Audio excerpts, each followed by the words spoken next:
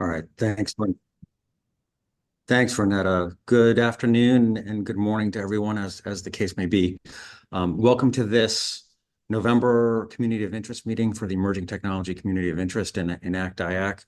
I'm going to share my screen real quick. Today, I think you'll find that we are all in for a great treat. If you're familiar with the associates program here at ACT-IAC, essentially helping to bring early career talent from both the private sector and public sector together. Every year when they have the associates cohorts, one of the big goals of the cohorts is to pull together a project on a particular topic. So today we have one of the teams that worked with the Emerging Technology COI that's going to be speaking to a paper that they're publishing called Leveraging AI to Modernize Legacy Code in Federal Civilian Agencies. So before we dive into that, I'm just going to take a quick minute or two to do some housekeeping on an overview of the COI for those that are interested in engaging with us in a more ongoing basis. So as you might imagine, just given the broad topic of emerging technology, we are actually one of the largest COIs within ACT-IAC. And just given the way things are, we are sort of spread across a number of different working groups that all hit on different topics related to emerging technology. You see a lot of that here in front of you. This is our annual program in terms of how we plan to use our monthly meetings.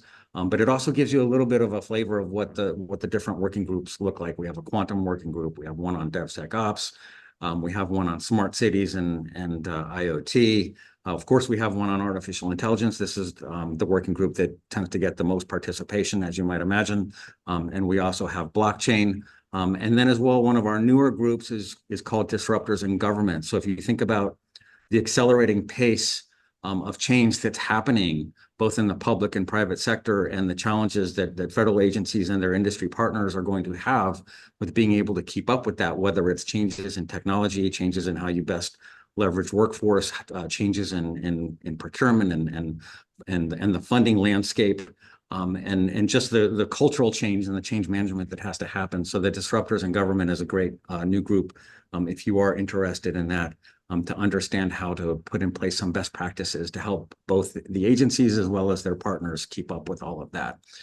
So that being said, just at a high level, I went through all the working groups, but this is what they work on throughout the year. So feel free to reach out to us if you're interested in engaging with any of these working groups. Some of them meet weekly, bi-weekly, and of course we here as a COI as a whole meet on a monthly basis in this way. So this is the overview of who our leadership is. We're also always looking for folks that would be interested in getting more involved, either centrally here at the top level of the COI or within each of the working groups. There's always good stuff to do and learn. And by the way, I did want to put it out there that you don't necessarily have to be an expert in any of these topics by any means. You just have to be very interested in learning more about them and being engaged. So we do sort of approach this community engagement in a way that everybody should feel comfortable and welcome to get involved and learn and engage. So that being said, I'm going to stop sharing my screen here so we can move on with the program. And we're going to be joined here by Abby Castle, who's going to be leading us through this great paper that the associates cohort did on leveraging AI to modernize legacy code in federal civilian agencies. Abby, on to you. Thank you. Awesome. Thanks, Rob. Good morning or good afternoon to everybody. Thanks for joining us. So as Rob mentioned, we're going to be talking about our white paper that we did over the course of the past few months on leveraging AI to modernize legacy code in federal civilian agencies. Bethany, next slide, please. Just real quick for everybody, before we get started, I wanted to introduce the team. So we are Emerging Technology More Than Meets AI, which is comprised of myself, Abby Castle, Thomas Ale, Bethany Shao, Jonas Morello, Matt Schmidt, and our wonderful coach, Will Minnell, as well. Bethany, next slide. Just to kind of set the stage for everybody, at the beginning of our project, we really set up some objectives that we wanted to accomplish with the project, which included determining what legacy code exists within the federal civilian agencies, determining how prevalent it was, and also determining whether or not AI was a modernization solution, and within that modernization solution, determining which areas specifically it could help out with, as well as figuring out if it was a complete solution. And so with that, I will pass it over to Thomas. Cool. Thanks, Abby. Good morning, everybody, or afternoon. Wanted to start off with some high-level background information and research findings that we had in our project, just to start off with. So overall, the federal government spends over $100 billion annually on IT and cyber investments. 80% of that is actually on O&M of existing systems. And in our research, we found that in 2019, GAO had published a report on 65 critical systems that were in need of modernization, including some that were over 50 years old. And then in 2023, GAO published a follow-on report that indicated based on that, some agencies still had not come up with any plans or had slow rolled their plans in terms of modernization of those systems. So those systems and code bases are often written in legacy languages like COBOL, Fortran, which I know everyone loves. And they all kind of present similar common issues. These systems have increased procurement and O&M spend just due to their age. They have high technical debt, complexities, and then they often have limited scalability and integration with new technologies. And with all that, they present security challenges due to age, and all of this kind of leads into similar things in that they all cost a lot of money. And then they ultimately don't meet the mission need, and it's hard to work with. So, which leads into kind of the overall question of our project. How can we facilitate rapid change and rapid modernization of these systems to improve overall mission and citizen outcomes, which frankly will also improve day to day for folks on the ground in the government. Bethany, next slide, please. So in light of these challenges and the need for modernization of a lot of these code bases and systems, our team looked at the applicability of various AI tools to accelerate this modernization. And we found that AI could definitely be a tool in the toolbox to help make our lives easier, make our jobs easier, and improve overall services of these systems in a modernization effort. So we found there's a myriad of AI tools with a variety of use cases across a given modernization effort. Depending on a use case, an AI tool can help you write documentation, considering some of these systems might not have any, or it's outdated and no one can read it. Also, an AI tool could help automate code translation if you're going from COBOL to Java or something like that. And it can also analyze data for you to generate strategic ideas. It can automate some of your testing functions, and then just help you overall improve code quality and improve your security. Overall, however, we'll say this probably multiple times in this presentation once we kick it over to some other folks. AI is a tool, but it's not the end all be all. The human touch to QC, audit, and ensure the fidelity of your code is just as, if not more important as it is if it's simply a human effort. And now I will kick it on over to Bethany, I believe. Thank you, Thomas. Yeah, so the ideas that Thomas just touched on, you're going to hear me say over and over again over the next couple of slides. But we really can't discuss AI modernization or the use of AI tools without talking about some specific categories of tools that we were looking at as we did research for our paper. And just a reminder to everybody that the list that we have and the tools that we have listed is not exhaustive at all. These are just a couple of the major ones that we have found in our research that marketed certain capabilities that we were looking at. There are so many AI tools out there. There are only going to be more as it continues to boom. And these tools are really going to claim to do anything from doing just a small segment of code modernization to anything like claiming to move a whole legacy system over in just a couple of weeks. So it really just depends, like Thomas said, on every agency's unique use case, on each unique need. And that really means that it's going to be a different combination of tools or a different singular tool that is going to be most applicable in every situation. So we can get started with automated code translation. It seems fairly straightforward, but in actuality, this is a very, very large and complicated process. So languages, a lot of different languages, especially if you're moving from COBOL to Java or going from a legacy code language, programming language to a more modern one. Their frameworks are different, the structures are different. And this kind of project can take a very long time, and it's very complicated to try to keep all of that functionality intact as you're moving from language to language. So an AI tool that can do that translation for you is going to save a lot of time and free up a lot of the developers to focus on enhancements, to focus on innovation and optimization. Now, speaking of optimization, we have tools that can do some code refactoring and optimization. Now, the difference here is that optimization refactoring is going to look like reworking the code structure to be more efficient, to run more efficiently, use fewer resources, but to be careful to not sacrifice any of that functionality that we have in the beginning or that we're starting out with. And again, this kind of project is the kind of thing that could take anything from weeks to years, because developers are going to have to be really careful to consider everything that is currently happening in the legacy system. And make sure that not only are they improving efficiency, but that they're going to maintain that functionality and try not to change things as much as possible for end users. So having an AI tool that can take in all of that context, it can take in that business knowledge, business logic, and the existing functionality is going to really free up developers' time, again, to focus on implementing and rolling out without any of that side noise. Now, testing and quality assurance is an absolutely vital portion of the development lifecycle, but it does rely on humans. As with human testers, with human QA, we are always going to miss something. There's going to always be an edge case or an angle that we forgot to consider, or something that wasn't considered as part of the development. So it becomes very difficult to catch as a human tester. Using an AI testing tool is going to help provide that reliability, accuracy, and peace of mind that testers will have in order to now freely collaborate, review with developers, and improve on their testing processes. So we have 4 more categories, but documentation and code understanding is another vital and very, very time-consuming part of any developer's job.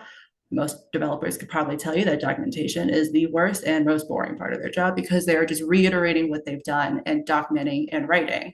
Now, because it's so manual, a lot of this work is very easy to miss some very important parts, miss some context that is going to be important to someone else later that a developer didn't consider. And by using an AI tool to really augment this process, they can save a lot of time that they would normally spend rewriting in English what they've written in code, and focus on the innovation and implementing. I hope you're seeing a pattern here. So now with code maintenance and bug fixing, again, this is a very vital portion of a development lifecycle. You really can't push out any kind of code or put anything in production without maintaining it and without fixing bugs, or finding bugs and then fixing them.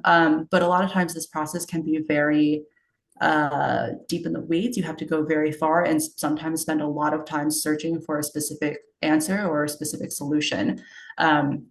Again, using AI tools here, we don't have to do as much of that work as developers. We can really let AI find the bugs, suggest fixes, and they have all of the context that developers might need to spend days searching through not only code, but also documentation for. And again, we're going to free up more developer time, as well as reduce that risk that comes with undiscovered bugs, undiscovered issues that are going to come with bug fixes. Now, for legacy system monitoring and integration, a lot of times that does actually look like someone just sitting and watching the system, waiting for things to go wrong. And with an AI tool, you have that freeing up of time, that increased efficiency, where it can be turned into a report, and you have the peace of mind knowing that someone just has to check it, review it, double check the results, and check to see that nothing has gone missing or that nothing is weird. But you no longer need to have someone to sit there and dedicate all of their time with all of their business logic to sitting there and watching the system. And finally, this one does kind of wrap up the whole suite, but AI for strategic decision making. As humans, as society, we have access to so much information now, almost too much information for us to process. And we can't really go through all of that information with the correct prioritization or efficiency like a machine can, because we're human. So AI tools that are able to take in that full context, that's going to be sometimes enterprise-wide or even internet-wide context, they can help us boil down all of that information into different considerations, different suggestions, to help us make smart decisions. That's going to save us time, save us effort, and give us peace of mind that as many angles as possible were considered before coming to a final decision. So I've spoken a lot about the benefits and the purposes of all of these different AI tools, but we can't discuss these tools without talking about the risk that's going to come with implementing AI.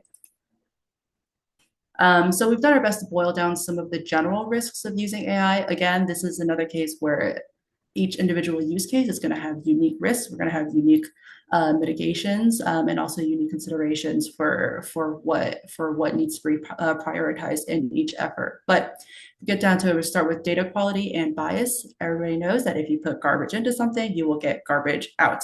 And a lot of the large systems, a lot of the large applications in our mission critical systems have very messy data or have data coming from so many different sources that they're not all going to comply with each other or match each other. And they also a lot of times come with conflicting results.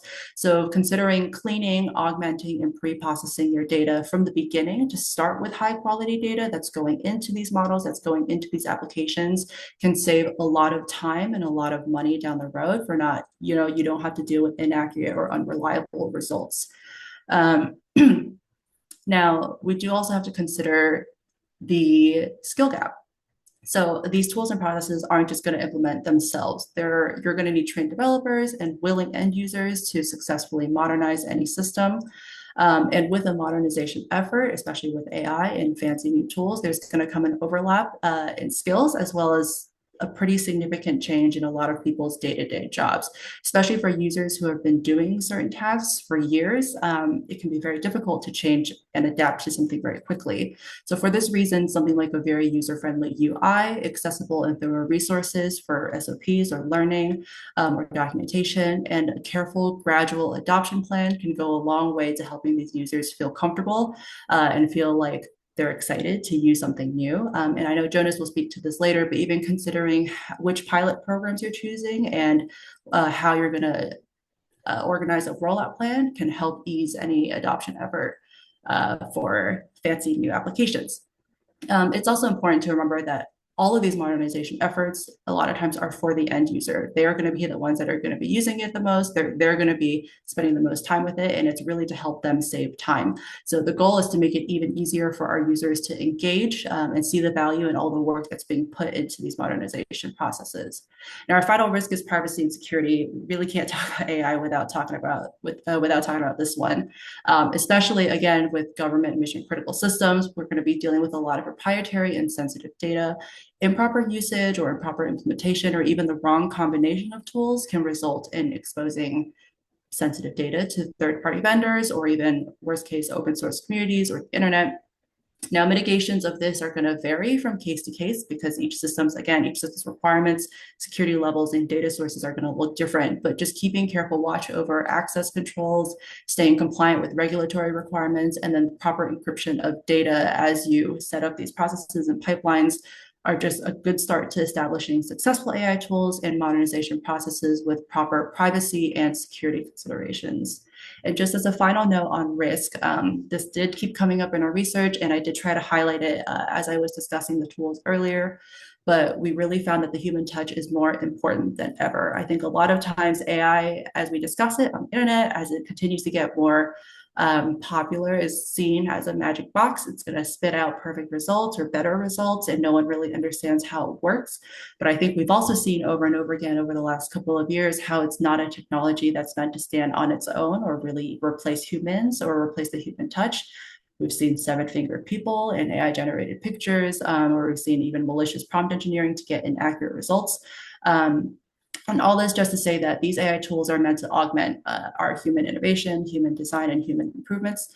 And as AI tools begin to be implemented in more and more places, the human touch at every corner, confirming, reviewing, considering AI suggestions, using it as a tool really is going to be vital to implementing AI tools successfully. I'm going to pass it off to Jonas to talk about some business focuses. Thank you, Bethany. So in an agency, it's not just technical people who drive AI-assisted modernizations, particularly in the initiate phase. The left hand needs to talk to the right. You have business requirements and technical requirements, and the translation of business into tech can be extremely tricky because getting people to change is a pain, but In the right hands, no pun intended, AI-assisted modernizations can make both hands' lives easier. On this slide in the left hand, you have the business-oriented folks who are considering budget, talent, and acquisition pieces. These people are worrying about cost, information security, retaining the right personnel to run these programs, and audit code, as Thomas mentioned, agency stakeholders who will be impacted by the success of the programs, and soliciting the sources sought in RFIs to ensure that the best vendors for the job are chosen to drive agency success. Next slide, please. In the right hand now, you have your technical people, overworked, under-resourced. They're focusing more on the how than the what or the why. It's a little bit like ACT-IAC in that the aim of this effort on our part is to bring these two together to drive synergy in both acquisition as well as delivery and audit of your agency's modernization effort. The technical people are going to be worrying about more of the following. So assessing code when translating from one language to another, determining how which pilot programs can best help the agency reach its intended goals, examining the interconnectivity of systems and how a prospective program flows with the agency's tech stack right now, as opposed to what it could look like 5 years from now. You know, we're in the middle of an administration change, and the tech stack could look much different than what it looks like right now. And lastly, looking at testing and rollout of several specific programs to best evaluate the correct fit. All in all, these two human groups married together can combine their efforts and ensure that once initiated, the AI-assisted modernization will make everyone's life easier. The machine automation should, in practice, open up resources to focus on other parts of their jobs. With that, I will kick it over to Matt. Thanks so much, Jonas. Okay, future considerations. Let's talk about what's next. This white paper is just the beginning, a springboard for bigger ideas and deeper collaboration. There's a bigger opportunity to expand on the entire project management lifecycle with this paper, not just in the planning and initiation phases, but in execution, monitoring, control, and closeout. Selecting an AI tool for legacy code modernization is one thing, but it's another to actually implement. And in plain terms, we could use the project management lifecycle to make sure the train doesn't just leave the station on time, but arrives on schedule. It's about connecting the dots from vision to reality, ensuring that AI-powered modernization efforts don't just start strong, but finish strong too. Another idea we have is to integrate Agile and DevSecOps principles into AI-powered modernization efforts. As a safe Agilist myself, I've seen firsthand that these approaches help teams work smarter, not harder, while building security into the process.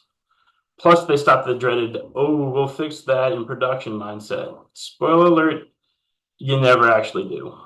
Now, here's where ACT-IAC really shines. Through COIs such as emerging tech, acquisitions, cybersecurity, IT management and modernization, and more, we have a platform to bring together the brightest minds in government and industry. We envision cross-COI collaboration in turning this white paper into actionable playbooks, toolkits, and further case studies. And who knows, maybe one day we'll have AI predicting the outcomes of our own brainstorming sessions here at ACT-IAC. Maybe it already has. We'll never tell. Speaking of actionable, let's focus on real-world lessons. We can create a treasure trove of case studies and best practices, a guidebook for what works and what doesn't for agency-specific AI-powered modernizations. Because let's be honest, no one wants to be the agency or contractor supporting that agency that tries AI without a plan and ends up on the wrong side of a congressional hearing. Driving this home, let's boil this down to the essentials. First, modernization is urgent. Aging systems are expensive, vulnerable, and holding agencies back. This isn't just about fixing broken pipes, it's about building the infrastructure for future mission success. Second, AI isn't magic. It's powerful, but it needs the right fit for the job. Think of legacy systems as puzzles and AI tools as pieces. There are many different shapes and sizes, and they have to fit just right to complete the picture. Third, collaboration is our secret weapon. ACT-IAC's COIs give us a platform to brainstorm, share knowledge, and co-create solutions that truly work. Together, government and industry can solve problems faster and smarter than going at it alone. At the end of the day, this isn't just about modernizing legacy systems. It's about modernizing how we think, plan, and act. With the right mix of tools and teamwork, we can tackle even the toughest challenges. On behalf of the Eat My team, we'd like to thank you all for having us here and for inviting us to the November 2024 Emerging Tech COI meeting. It's been a privilege to share what we've learned so far, and we're very excited about the opportunity to continue collaborating with you all going forward. With that said, we'd love to open up the floor to you all for questions and to hear your thoughts about how we can build on our case study.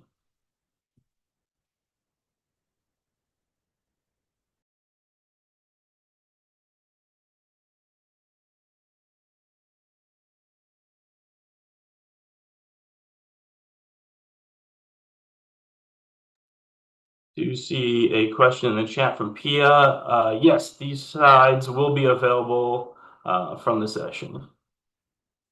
Also hoping to publish the paper we put together so that everybody can take a look at that as well. Yeah, I think when all is said and done here, you're gonna have a nice package between the slides, the paper, which I've seen the currently submitted draft of. It's about 18 to 20-ish pages, and then we'll also have a video of this session will be on YouTube. So between those three things, slides, paper, and a video, we'll have a nice package on this topic. Hello, Rob. This is Ruth Starr. I was wondering if now would be a good time to talk about the working group and how we're trying to rewrite the playbook. It'd be a great time. Absolutely. Okay, so I am one of the government leads in trying to rewrite the playbook. It's been 5 years since we originally had the first 1.0 version, and now we're trying to work on the 2.0 version. So we're recruiting team members. We have about 10 people on the team right now with a sharp deadline of May 2025. So we're looking for more helpers to help with that rewrite. If the playbook is something you're interested in, we want you to join us. Thanks, Rob. Absolutely.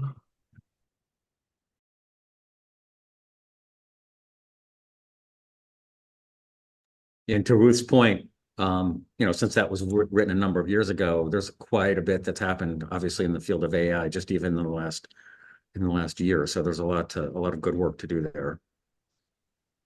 Thanks, Ruth. So what's the need for the rewrite?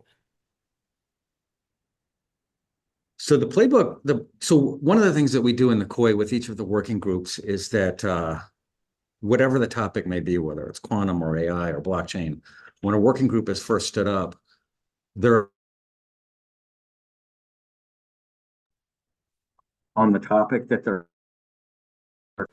and then they're also asked to do, and hopefully you can hear me. It looks like my microphone's changing back and forth spontaneously, but they're asked to do a primer on the topic that they cover, just to help people get up to speed, because especially in this particular area of emerging tech, not everybody, and in fact, most people are not an expert per se in these areas. So just to help people get up to speed. And then to the extent that is seen as successful, and it so far has been, then the working group is asked to do a playbook, which helps an agency figure out the steps that it needs to go through to incorporate some technology into its environment to solve its business problems and mission challenges. And so Ruth, you can feel free to speak more to this, but this playbook that the AI working group did 5 years ago spoke to this, essentially the situational awareness that was in place at that time. And so now it's been 5 years, and so a lot has changed. And so there's an interest in keeping these playbooks up to date, particularly if it's in a faster moving area like AI. Hopefully that answers your question. And if Ruth or Omar is also here. He's the government chair for the AI working group. If there's anything you wanted to fill in on, feel free.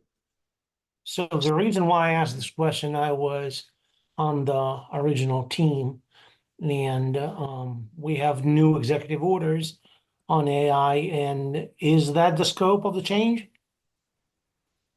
This is Ruth. I think Omar can speak to that. I have been trying to put the team together, and the primer is being managed by someone else from another organization. So Omar is the overall chair. So go ahead, Omar. Yeah, thanks, Ruth. I think for us, in terms of the working group, it's both industry and government.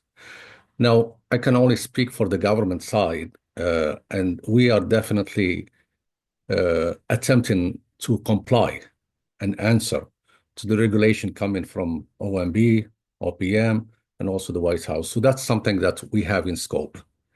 So with the work that Dr. Ola and Dr. Ruth are doing for us and leading a team that will create this primer and also the playbook, we are hoping to bring things to our agencies.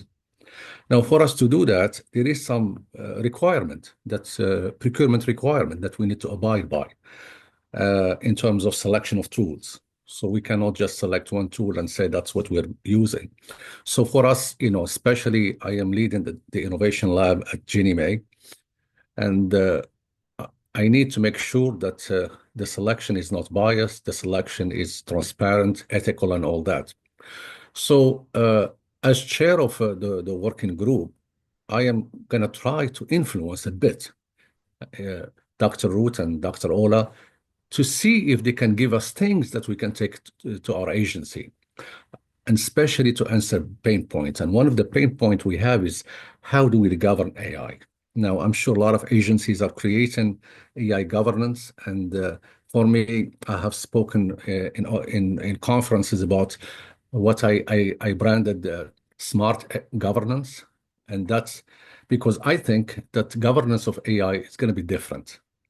It's not going to be a bunch of people that are looking at the solution, the products that were developed and opine. We need to have AI automation to govern AI. So that's what I've been advocating for, and we're hoping that the industry can lend a hand. So for me, if you want to quote me on that, so that's something I'm definitely pushing.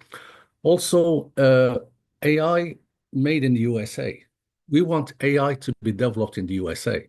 We want the investment that we're going to make as a federal government to be in product made in the USA. So for me, I pay attention to that. So a vendor comes to me, I ask them, where are your research lab? Where are your data scientists? So for me, in the government, we need to do that. So we definitely are pushing US product, and I'm very transparent about that. So and also testing AI. And I'm glad to see the deck because you guys have that covered. And I look forward to receiving it, Rob, so you can send me that deck. It's very important for us to know how we test. Testing AI when we integrate AI to our current ecosystem. Now, we cannot just, a lot of companies are using AI in a siloed. We cannot do that. We have existing application that will benefit from AI. So we need to know, how do we deploy and how do we test and how we make sure there is no bias and it's trustworthy and it's testable and it cannot raise any challenges that will lead us to litigation. So these are important for us.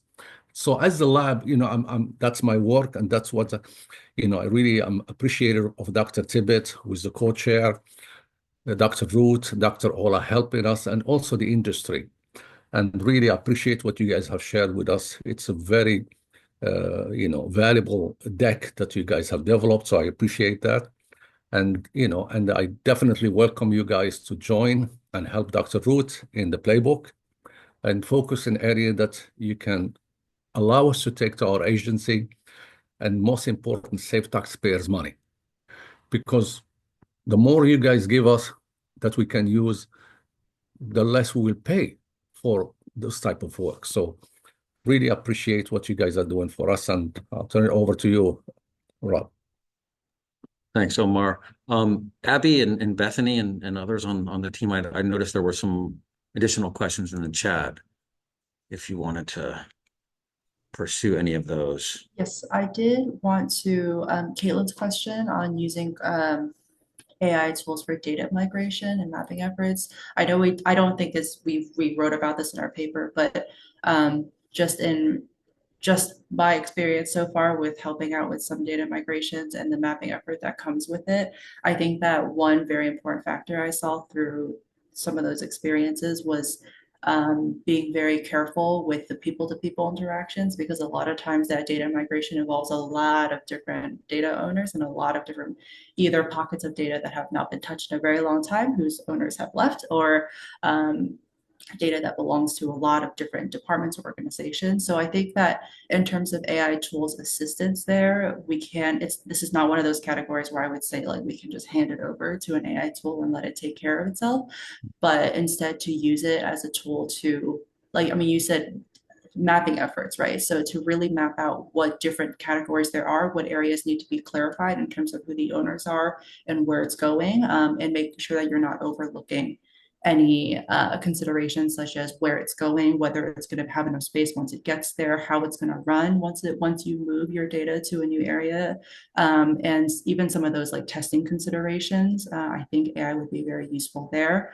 But again, there's a lot of aspects of data migrations that I think still have to be handled very carefully, especially when it comes to working with so many different departments and so many different divisions, to clarify where the data is coming from, is it still necessary, and who it will belong to in the future. Well, Bethany, Yes. if there is a big thing in the government is the use of data and the management of data. So I highly recommend you link up with Dr. Root, because for us, anything you can give us insight, especially in organizing government data, securing government data, and getting insight from government data will be very important. So really, I appreciate those comments, and please reach out to Dr. Root and see if there is a section in data management and AI that needs to be, explained to us. So thank you for that. Great. Yeah, Caitlin, I just saw your comment. I think that might be inevitable. Hopefully the continued use of AI tools can continue to mitigate that, and hopefully we get fewer and fewer mistakes. I also see that Earl Warrington also posted in the chat asking about if we consider the cost allocation of energy as AI solutions increases, and which products runs more efficiently. It's definitely something we should have considered, considering that my brother is an energy engineer himself with the Department of Energy. But as we went through this case study, AI touches pretty much everything and anything and everything possible. So to consider everything would require one of these massive LLMs to actually take in all that information. But their costs was definitely something that we considered, but cost of allocating energy specifically with these AI solutions is definitely something that we would consider expanding this case studies with. So great question.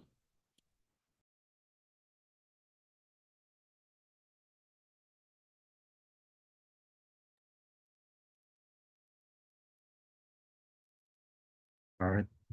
Thanks, guys. If there aren't any other questions related to this that we wanted to address, we could move on to the next section. But I will say thank you very much to this team for putting this together. It does seem like it is a topic that needs attention. I have sat in meetings in a number of interagency communities, and one of the topics that came up, and I sort of say this in a quipping kind of a way, but somebody made a comment that there's so much of COBOL out there that they need to create a COBOL university in order to be able to deal with it. And so the idea that we would have to create a COBOL university versus actually addressing the problem in some more long-term sustainable ways is quite interesting. And I feel like this type of work is helping to contribute to shifting that mindset. So thank you so much for that. So as we move on to the next section, we're getting close to the finish here, but I did want to offer up of any of those working groups that I had mentioned, any of our working groups, whether it's the DIG, AI with Omar and Ruth, that you guys have already spoken a bit, feel free if you have anything else to add, but blockchain, quantum, if there's any of the leads from our working groups that wanted to give any sort of a pitch or an overview of any of the latest and greatest that you have going on, this is the part of the meeting where we would normally do that. So feel free to feel free to chime in if there's any working group updates from our leads. Hey Rob, this is Tiffany Chu from the Dig. If I could steal the mic for a little bit, I'd love to add to everybody on the call. Thank you so much for joining. I know this specific associates group has been near and dear to the Dig's heart, so I love kind of hearing how everything has progressed, and I'm excited to see how it continues to progress. One of the reasons why Dig has become kind of new and popular is because our mission is to really challenge the outdated norms and demystify some of these cutting edge technologies and solutions, right? So we're bringing together the forward thinking leaders, some policy innovators, tech visionaries, to transform how we deliver public services, right? We're reimagining how government agencies operate in 2024 and beyond. So what we're doing is we're taking these emerging technology concepts and tying them into how can we actually make our existing government people, processes, systems more agile, transparent, and truly citizen-centered, right? So a couple of initiatives we're working right now that came out as a result of a very interactive virtual workshop that we put together a few months back is a human-centered design playbook. And that's been kind of a constant ask across whatever agency you're working with, whether it's federal, civilian, DoD, Intel. So we're super excited to lead this charge. We're collaborating with all the other COIs and working groups within the emerging tech community. So we want to bring in more people. Sorry, I'm looking at the chats just to see if there's anything else that came through, but I'll leave it at that. Feel free to reach out to me, to Rob, if you're interested at all. Thank you. Thanks, Tiffany. If I'm not mistaken, you guys still meet weekly. So we do. Yeah. There's a lot of energy in this group. So for what it's worth, if folks are interested. For sure. We're supernovas over here. We meet every Friday at 4 p.m., but we are changing that in the upcoming new year. So don't worry, you won't be stuck with us at 4 p.m. on a Friday. Thank you. All right. Is there any other working group that wanted to chime in, and totally optional, but this is the second. Sure. Oh, yes. So yes, I'm Frederick with the blockchain working group, and we meet every Friday at 10 a.m. We talk about blockchain in government. So we have various members who are more or less involved with the government, or are like working with companies that do that, and we try to see how technologies related to blockchain or distributed ledger can have an impact or be impacted by what's happening in the government. Lately, there are not necessarily that many projects that are active. There are a lot of prototypes that are being done. Some at the defense, or at Omar was saying, maybe at in the innovation at HUD.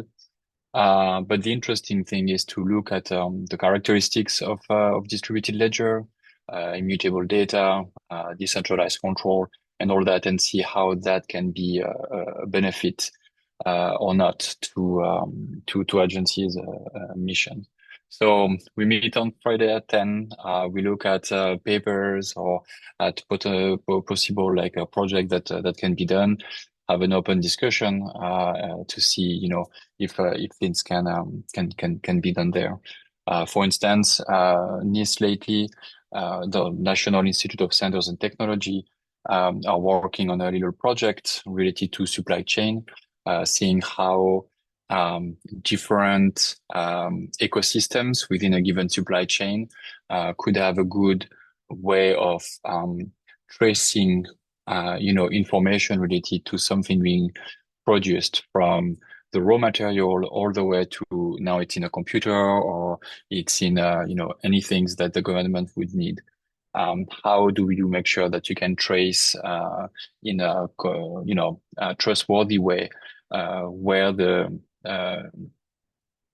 where everything has been produced went, knowing that usually you don't put everything onto only one data system or things like that. How do you cross ecosystems with trustworthy data? So yeah, that's what we are looking at. And so if you're interested, just shoot me an email, and we'll add you to the team. Thank you. Thanks, Fred. Fred is also the industry chair for the emerging technology COI as a whole, in addition to running the blockchain working group. So if there's any other working groups wanted to chime in, we've already heard from AI, the DIG, as well as blockchain. Again, totally optional. If not, and if there aren't any other questions in the chat or otherwise that need addressing, then we can reclaim some time and bid each other on to the rest of our week. Thank you so much, everybody. We look forward to seeing you next month, where we'll have another one of the working groups that will lead this, and be on the lookout for this white paper from our associates team here in the coming month or so. Anybody that accepted or responded to this invite, we'll make sure you get a copy of it, as well as a link to the video and so forth. So thanks, everybody. Take care.